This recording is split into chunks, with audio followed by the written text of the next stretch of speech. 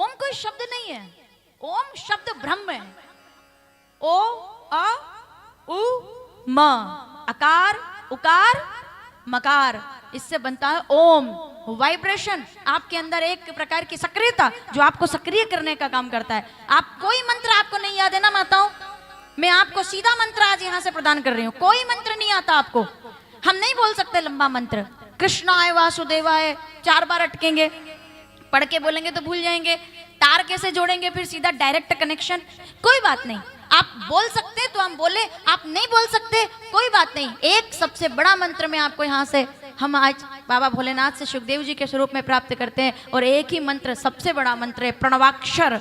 उससे बड़ा और कोई मंत्र, उसके बिना हर मंत्र अधूरा है। और वो एक ही है, अ उ और म, यानी कि सृजन, संचालन और विनाश की प्रकृति जिस 3 शब्दों में, 3 अक्षरों में है, उन 3 अक्षरों ने जिस शब्द का निर्माण किया उसे ओम कहा जाता है।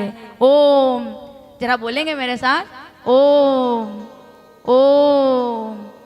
ये आप, मैं आपको बताऊं, नासा ने हमारे साथ दिक्कत है ना थोड़ी, जब तक अंग्रेज ना बोले तब तक हमारे यहाँ कोई बात मानी नहीं जाती।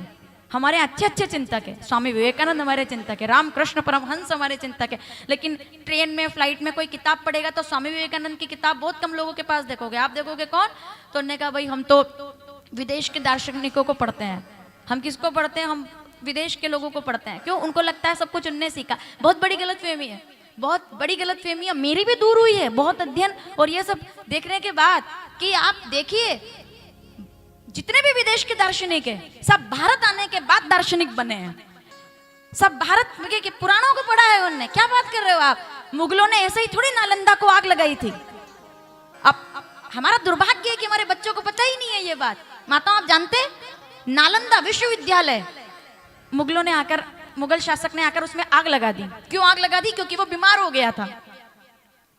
नालंदा विश्वविद्यालय के अंदर हजारों संस्कृत के विद्वान, केवल भारत के नहीं विदेशों को भी आकर के शिक्षा लेते थे, संस्कृत पढ़ते थे, पुराण पढ़ते थे, वेद पढ़ते थे, क्योंकि उनको चिकित्सा से लेकर के तो विज्ञान तक की हर बात उसके अंदर मिलती थी। तो वो नालंदा के विश्वविद्यालय में आकर, आपने सुना होगा, वो उसके अंदर पढ़ाई करते थे। अपने बच्चों को जाकर बताइएगा, उनसे पूछना कि उनके विद्यालय में क्या उनको पढ़ाया जाता है, क्या उनको ये बताया गया कि क्या है नालंदा की सच्चाई।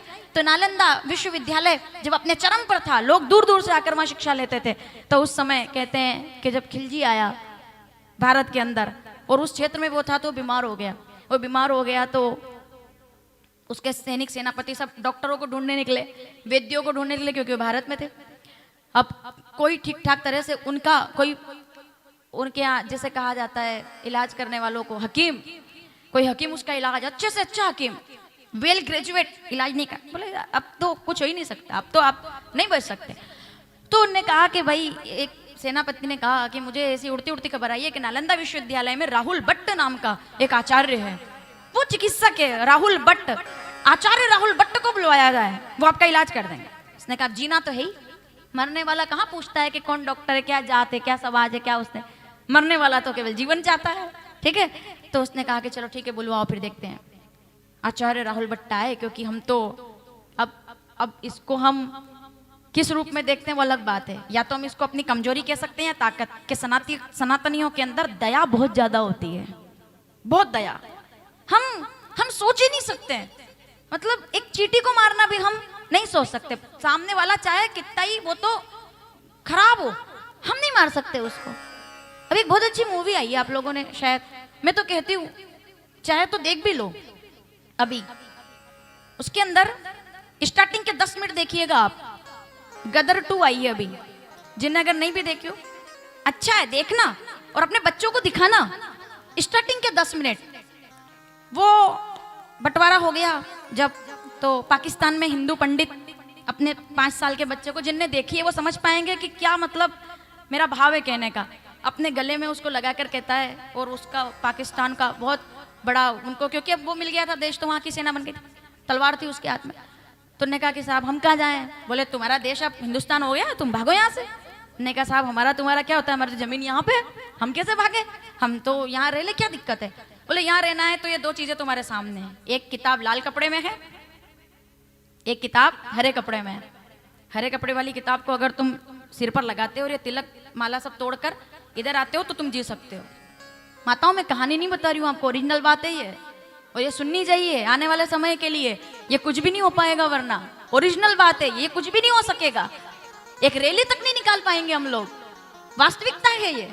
तो वो उसने कहा कि या तो लाल किताब अगर देखेगा तो इधर है, इधर सिर रख दे, और अगर तुम हरी किताब रख देखना चाहते हो तो इधर सिर रख दो।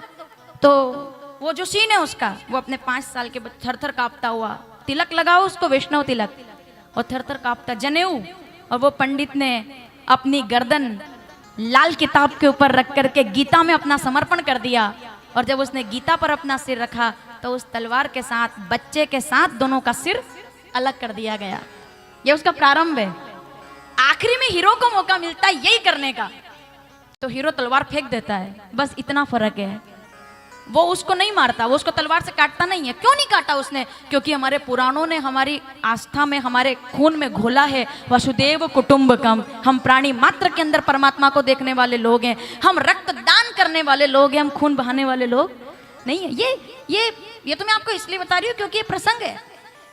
तो आचार्य राहुल भट्ट, गर्व कीजिए इस बात पर, आचार्य राहुल भट्ट आए तिलक लगाकर खिलजी के सामने, बीमार था, वो पड़ा था ऐसे। आचार्य ने कहा क्या बात है? बोले मुझे तबीयत खराब है, कोई इलाज नहीं कर पा रहा। ठीक है मैं करता हूँ। दवाई बना करके कहा इस दवाई को आपको ऐसे सूंघ करके और आप ठीक हो जाओ, इसका थोड़ा स्वाद भी ले लोगे, दोनों चीज अगर सूंघ लोगे और थोड़ा सा इसको खा लोगे तो दवाई ठीक हो जाएगी। क्या है इसमें? बोले हमारी औषधियां हैं, हमारी औषधियां हैं जो वेदों से हमने ज्ञान लिया है, हमारी औषधियां हैं जिसमें तुलसी भी है, ठीक है ना, बिल्व भी है, और भी हमारी औषधियां, बहुत अच्छी अच्छी नाम बताए। उसने कहा नहीं मैं तो ले नहीं सकता इसको, तुम इसके बिना मेरे को ठीक करके बताओ, तुम्हारी औषधि मैं कैसे ले सकता हूँ, मैं तो मुगल हूँ, मैं ये सब नहीं लूंगा। आचार्य राहुल भट्ट ने कहा चलो ठीक है, फिर भी मैं तुम्हारा इलाज कर दूंगा। कुरान तो पढ़ सकते हो, अपनी किताब तो पढ़ लोगे रोज? बोले 10 पन्ने रोज पढ़ना, तुम ठीक हो जाओगे। तो उसको ये बात जम गई, बोले फिर तो बहुत अच्छी बात है, नहीं इसी मतलब ये आदमी मान रहा है कि मेरी इस किताब में इतनी ताकत है। उसने कहा स्वीकार है, दी उसको। आचार्य राहुल भट्ट ने कुरान उसको दी और कहा कि ये पढ़ो तुम ठीक हो जाओ। 10 दिन हुए, वो मुगल राजा को आराम होने लगा। 20 दिन हुए, वो ठीक होने लगा, वो चलने लगा। 30 दिन के अंदर एकदम तन्नाट, एकदम खड़ा हो गया उठकर। उसने कहा आचार्य राहुल भट्ट को बुलाया जाए, इनाम दिया जाए उनको। पता लगाया गया कि ठीक कैसे हुआ। आचार्य राहुल भट्ट ने कहा वो तो मैं तुमको नहीं बताऊंगा, लेकिन तुम ठीक तो हो गए ना? तो उसने कहा मैं जानता हूँ, ये किताब पढ़ने से मैं ठीक हो गया, लेकिन वास्तविकता ये थी हमारे इतने ज्ञानी आचार्य थे नालंदा विश्वविद्यालय के कि किताब के पन्नों पर उन्होंने वो दवाई लगा दी थी, और दवाई लगाने के कारण जब वो उसको पलटता है तो आदत होती है ना ऐसे और ऐसे करके पन्ने पलटने की, और उसकी सुगंध से और उसको केवल ऐसे जीवा पर रखने से उसकी तबीयत ठीक हो गई। और जब ये खिलजी को पता चला तो उसने कहा इतने तेजस्वी लोग हैं, इतना बड़ा ज्ञान हो सकता है, एक ज्ञानी ने मुझे ठीक कर दिया, तो इसका मतलब यह है कि भारत देश बहुत विकास करेगा, ऐसे तो इन पर कभी राज नहीं कर पाएंगे। सबसे पहले ऐसे विद्यालय को आग लगा दो जैसे ऐसे आचार्य का निर्माण ना हो सके जो भारत की रक्षा कर सके। और तब कहते हैं 3 महीने तक विद्यालय जलता रहा और हमारे पुराणों को आग लगा दी गई। ये पुराणों का महत्व, ये जो आज हम सुन पा रहे हैं, ये तो कृपा है ईश्वर की कि आज हम यहाँ बैठकर ये कथा सुन पा रहे हैं। क्यों? क्योंकि हम सौभाग्यशाली है कि हमें शिव पुराण, भागवत महापुराण, राम कथा से अपने धर्म को और स्वयं को जानने का अवसर मिलता है। तो पुराण तो कितने ही थे, लेकिन उन पुराणों का सार अ, उ और म, ओम बन करके हमारे जीवन में उतरा है। ये एक शब्द काफी है आपके और मेरे जीवन का उद्धार करने के लिए। ओम। माताओं, कोई मंत्र नहीं भी आता हो ना, आप बैठ जाना हनुमान जी के सामने, मंदिर आप देख रहे हो, कोई ऐसा भी नहीं कि अंदर जाना पड़ेगा, जहां स्थान मिले बैठ जाइएगा। आप वटवृक्ष की छाया में बैठ जाइएगा, शिवधाम में बैठ जाइएगा, गणेश जी का मंदिर आज अपन गए थे, महाआरती करने के लिए चलेंगे, वहां आप बैठ जाइएगा। आप जहां, मैं कहती हूँ आप यहाँ भी बैठे हो ना, ओम ओम ओम, ये आपको ऊर्जान्वित करने का काम करता है। ऐसा ओम जो जीवन का उद्धार। बाबा गोस्वामी जी ने तो लिखा है कि धन्य है वो लोग जो इस कथा को, शिव जी के नाम को अपने जीवन में उतार लेते हैं। सौभाग्यशाली कौन? जिन्होंने इस कथा को अपने जीवन में उतारा है। और हम तो केवल एक ही प्रार्थना करते हैं ईश्वर से कि कृपा हम पर बनी रहे, ईश्वर हम पर यह कृपा करता रहे कि हम तीर्थों में आए और ऐसे जीवन का आनंद लेते रहे। यही जीवन है, नहीं है क्या? बताओ आप, कितना सुखी हो आप 7 दिन के लिए यहाँ पे, कुछ नहीं करना आपको। इधर के लोग तो चलो नहीं, ये भी अच्छे हैं, पर उनके जीवन में ज्यादा परिवर्तन इधर अभी ऐसा है कि वहां पे भी कोई ज्यादा काम नहीं करना पड़ता था घर पे, चलो ठीक है हम लोग यहाँ फ्री है थोड़ा सा। लेकिन आप तो रसोई में, हमारा काम सुबह से लेकर शाम तक हम रसोई में ही लगे रहते हैं, कितना भोजन बनाना, कितना परिवार को संभालना। पर ना तो यहाँ पे भोजन आपको बनाना नहीं, केवल बस भोजन थाली सामने आएगी और भोजन करना है आराम से। हाँ, बस कुछ प्रोग्राम अपने हैं आयोजन यहाँ पर, कथा के पहले कथा के बाद, उनमें आपको हमारा साथ देना है ताकि अपना अनुष्ठान यहाँ पे बहुत अच्छा हो सके। मैं उसमें आपका साथ चाहती हूँ, मैं अकेले मुझे तो करना ही है, पर आप भी, जैसे अभी जो लोग सदस्य आए हैं उनको बता दूं मैं कि कल सोमवार है और श्रावण, हमने बद्री विशाल में पालकी निकाली थी जैसे सोमवार की। मैं बता दूं आपको, पिछले साल हम लोग जब बद्री विशाल में थे तो बद्री विशाल में हम लोगों ने पालकी निकाली थी, सोमवार था तो हम लोगों ने आ रही है पालकी। अब यहाँ पे पालकी के लिए जोर जोर से बोलना अलग बात है और वहां पे बोलना अलग बात है, पहाड़ है वो, तो वहां पे भी बड़ा आनंद आया था। तो पालकी वहां निकल सकती है, शुक्ताल में क्यों नहीं निकल सकती? तो कल सोमवार है और कल यहाँ पर सवारी बाबा महाकाल की हम लोग निकाल करके चलेंगे। समय कथा के बाद 6 बजे हम लोग देख लेंगे कि कैसे हमको 6 बजे के बाद चलना चाहिए, या क्योंकि धूप ना हो और आनंद आए, मतलब उसमें थोड़ा अपन परेशान ना हो ऐसा। तो या तो कथा के तुरंत बाद हम निकल जाएं, है ना, और पालकी लेकर के चले वहां पर। बढ़िया, ये व्यवस्था तो आप लोगों को करनी है, मुझे तो केवल बोलना है। अब उसमें क्या कैसे कर सकते हैं वो आपको करना है, पर लगना चाहिए कि सवारी निकल रही बाबा महाकाल की, गूंज जाना चाहिए शुक्ताल के महाकाल की सवारी आ रही है, पालकी बाबा महाकाल की। ये होना है कल सोमवार में। हाँ, तो ऐसा हमें कुछ कल का आयोजन, और हर दिन कुछ ना कुछ प्रोग्राम है, हर दिन। इसलिए आप बाहर का कोई भी प्रोग्राम ना बनाएं। हरिद्वार चलना है, हम साथ में चलेंगे। अपने को वृंदावन भी चलना है, यहाँ से अपन साथ में चलेंगे। जो लोग चलना चाहेंगे वो, अगर हम देख लेंगे क्या करना है उसके बाद, जहां भी चलना है अपन साथ में चलेंगे। आप शुक्ताल में घूम सकते हैं, लेकिन मुझे चाहिए कि आप लोग, अगर अपन कोई प्रोग्राम करते हैं, अगर आप ना रहे तो हम अकेले कहाँ जाएं? तो इसके लिए आप इधर उधर घूमो तो मैं किधर घूमूं, इसके लिए अच्छा है कि हम सब साथ में घूमें। तो हरिद्वार भी जाएंगे, साथ में जाएंगे, कल निकालेंगे सवारी, फिर एक दिन चलेंगे चुनर यात्रा लेकर, तो गंगा मैया को चुनरी उड़ा कर आएंगे। एक दिन चलेंगे तो गंगा आरती करके आएंगे, सब दीपक लगा करके और पूरे घाट को सजाएंगे। ये हमारा रहेगा। एक दिन सुंदरकांड, शाम को 6 बजे आप रोज फ्री हो जाएंगे। उसके बाद 6 से 8 आपका गैप रहेगा, भोजन भी, और कोई कहीं जाना है तो भी 8 बजे वापिस आप आएंगे। और 8 बजे हम थोड़ा सुंदरकांड, कभी खाटू श्याम जी की भजन संध्या, कभी हमारे यहाँ की भजन संध्या, माताओं के भजन, ये यहाँ चलते रहेंगे। ठीक है, ये रोज का अपना क्रम रहेगा। वो कैसे करना है हम सब मिल करके, कथा आपकी और आयोजन भी आपका है, इसको कैसे सुंदर बनाना है हम सब मिलकर करेंगे। तो ऐसे शिव पुराण को हम प्रणाम करते हैं जिसके ओम ने जगत को तार दिया। बोलिए शंकर भगवान की। धन्य वो लोग जो भोलेनाथ की इस दिव्य कथा का रसपान करते हैं। ऐसी कथा किसके लिए कथा है ये? आइए हम चलते हैं सूत जी के शरणों में। शौनकादिक मुनि हाथ जोड़कर पूछ रहे हैं, स्वताख्यायी कथा सार मम कर्ण रसायनम, हमें ऐसी कथा श्रवण कराइए। सूत जी, आपने इतनी कथाएं सुनाई है, लेकिन ऐसी कथा का रसपान कराइए कि जिससे जीवन धन्य हो जाए। सूत जी कहते हैं, मैं आपको शिव महापुराण की कथा का रसपान कराता हूँ, जो शिवत्व को प्रदान करने वाली है, अमृतत्व को प्रदान करने वाली है, शरीर का नहीं, मन का, चिंतन का, चेतना का, जीवन का। सब प्रसन्न हो गए, बार बार प्रणाम करने लगे। आइए हम भी प्रणाम करते हैं। धन्य है वो कथा, विमल कथा हरि पद दायिनी, ऐसी कथा जो हरि पद देने वाली है। ठीक है, आइए प्रणाम करते हैं शिव महापुराण को भाव के साथ।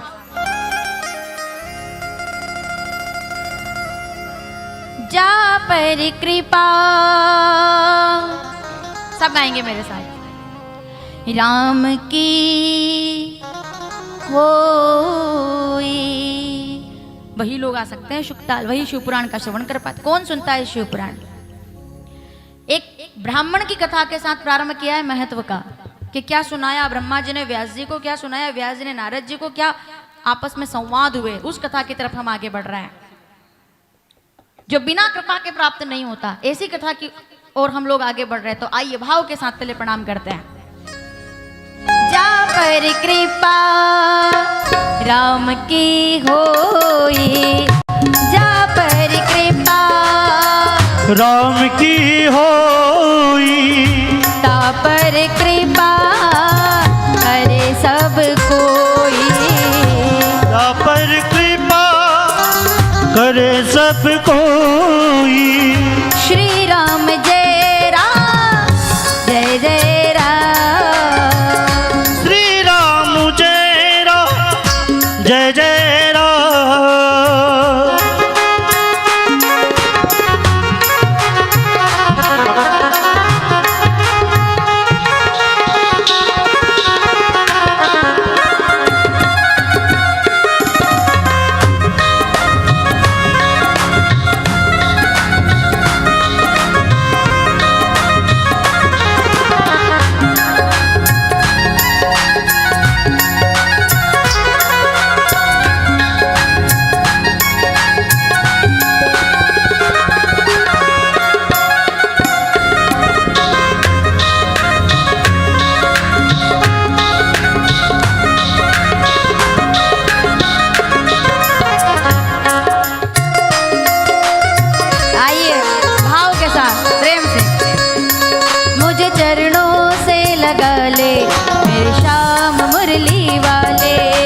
चरणों से लगा ले मेरे श्याम मुरली वाले। मंडपिया धाम के मुझे चरणों से लगा ले श्याम मुरली वाले, मुझे चरणों से लगा ले मेरे श्याम मुरली वाले। मेरी श्वास श्वास पे तेरा, मेरी श्वास श्वास में तेरा नाम मुरली वाले, मुझे चरणों से लगा नाम मुरली वाले, मुझे चरणों से लगा ले घनश्याम मुरली वाले।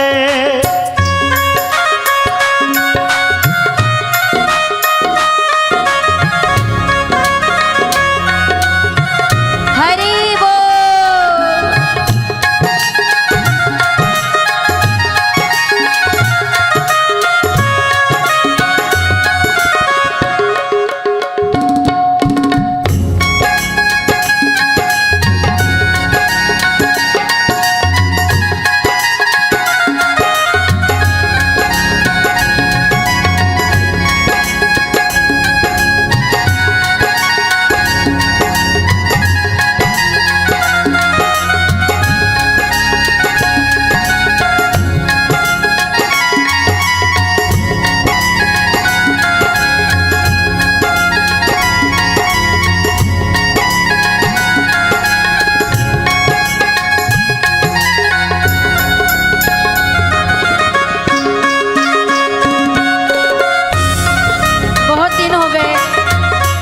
बहुत समय हो गया मैंने भी गाया नहीं, आप भी गाइएगा मेरे साथ। बांस की बांसुरिया पे घड़ो इतरावे, बांस की बांसुरिया पे घड़ो इतरावे, बांस की बांसुरिया पे घड़ो इतरावे, बांस की बांसुरिया पे घड़ो इतरावे। कोई सोना की जो होती, सोना की जो होती, जन काई कर दो, काई कर दो, सावरी सूरतिया पे घड़ो इतरावे,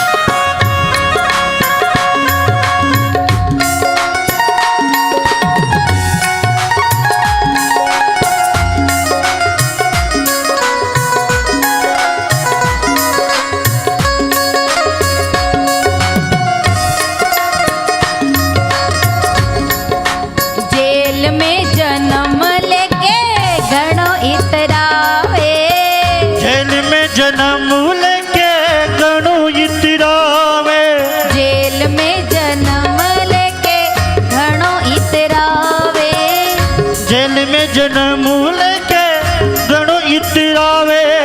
महला में जो आतो, बंगला में जो आतो, काई कर दो, काई कर दो। बास की बांसुरिया पे घणो इतरावे।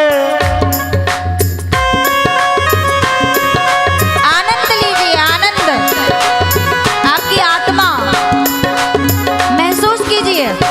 देखिए कुछ लोग तो नाच रहे हैं ना, वो तो नाच रहे हैं, सब नहीं नाच सकते, मेरे जैसे सब मजबूर हैं। कोई बात नहीं। संगीत इसलिए नहीं होता कि समय निकालना है केवल, संगीत सबसे बड़ा आनंद है। आप महसूस कीजिए उसको कि एक एक ताल, एक एक स्वर, एक एक चीज, एक एक झनकार, उसको महसूस कीजिए। आपको लगेगा, वैसे भी हरियाली तीज निकली है, आपको लगेगा आप वृंदावन में बैठे हुए हो। हम वृंदावन नहीं जा सके तो क्या हो, वृंदावन को यहाँ प्रकट कर लेना जरा। ईश्वर तो हर जगह है, तो कितने लोग चाहते हैं ऐसा पूरे आनंद के साथ महसूस। मैं दावा करती हूँ 90% लोग का रोम रोम हर्षित हो जाएगा।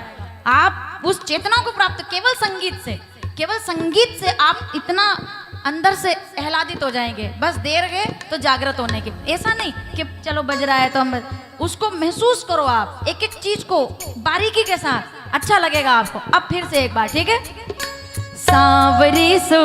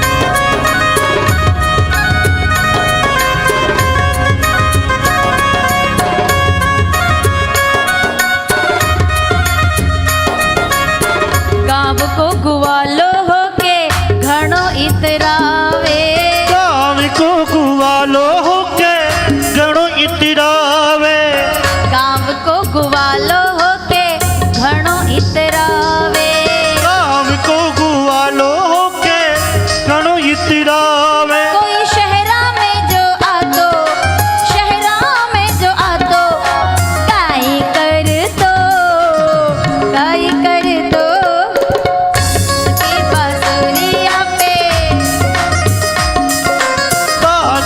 बांसुरिया पे घणो इतरावे।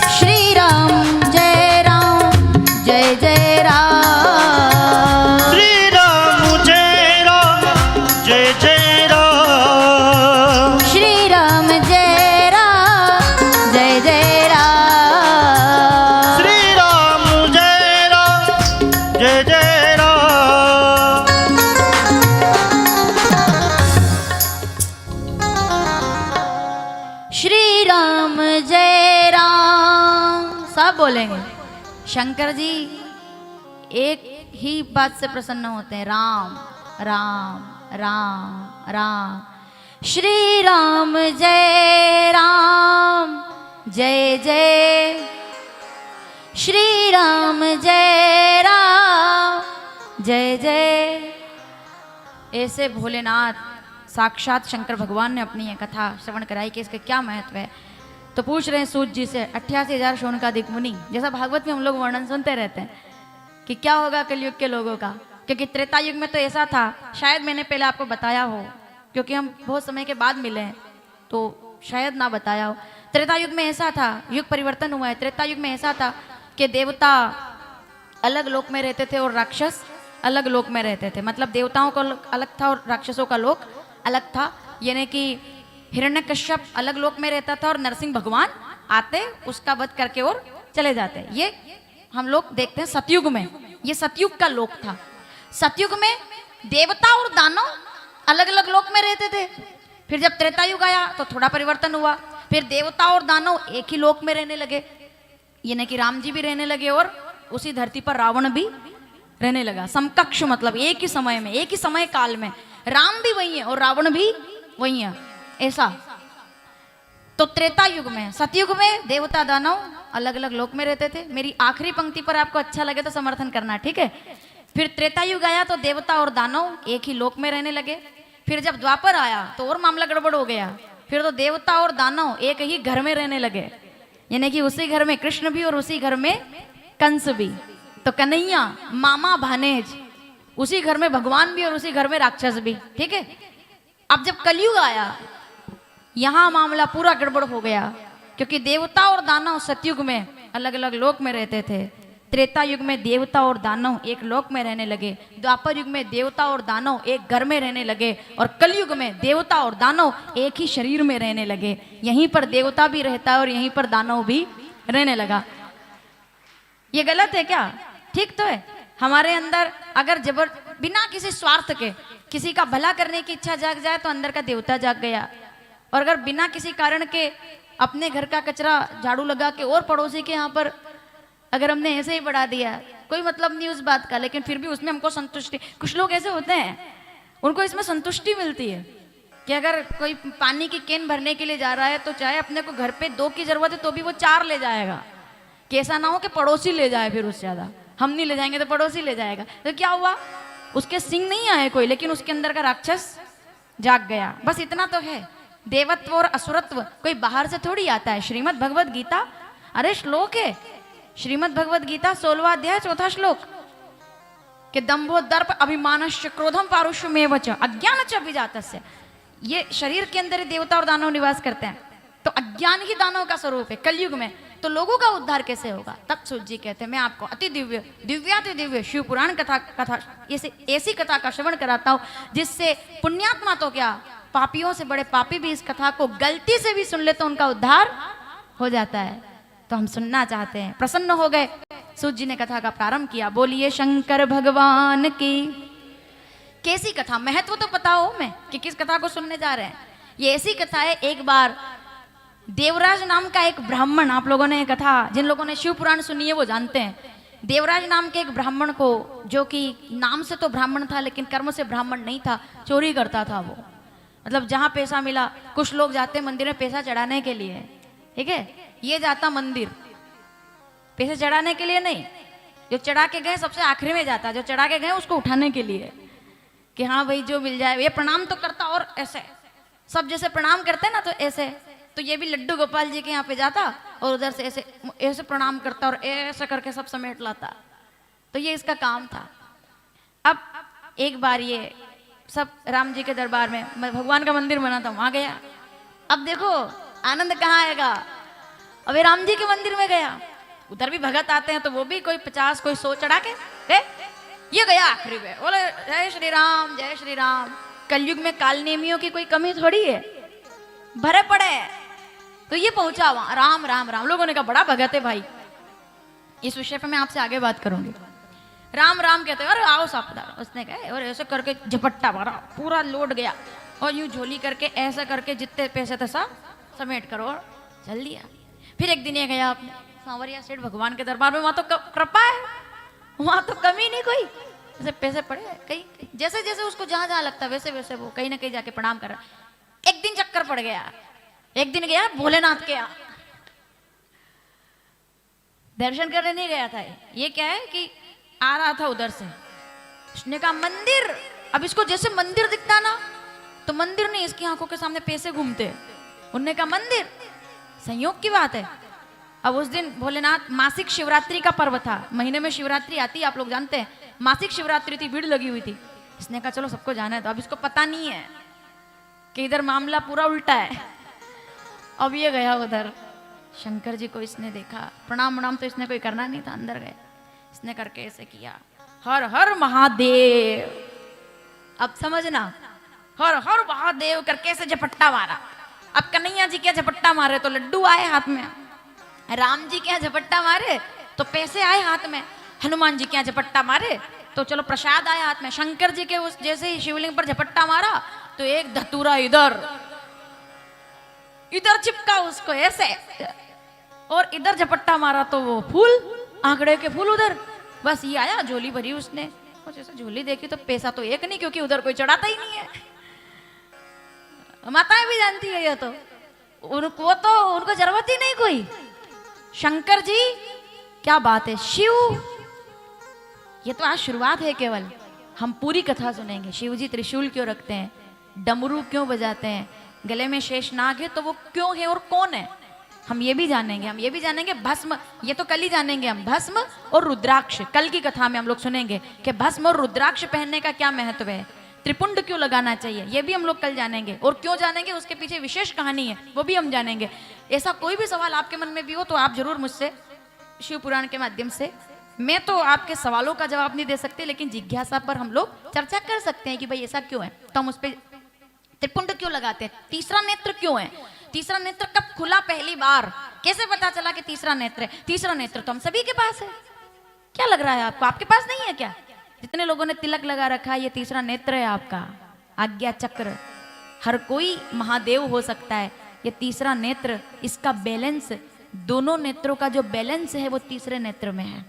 दो नेत्रों से करुणा बरसती है, और इस पांडाल में इधर तो नहीं, इधर तो करुणा और ममता है, पर इधर जो हम बैठे हैं, अपना भी तीसरा नेत्र कभी ना कभी तो खुलता है, वो खुलता ही रहता है, कई बार खुल जाता है। सब्जी में नमक कम हो जाए तब भी खुल ही जाता है। मैं गलत तो नहीं बोल रही हूँ, जबरन की बात पे वो खुल ही जाता है।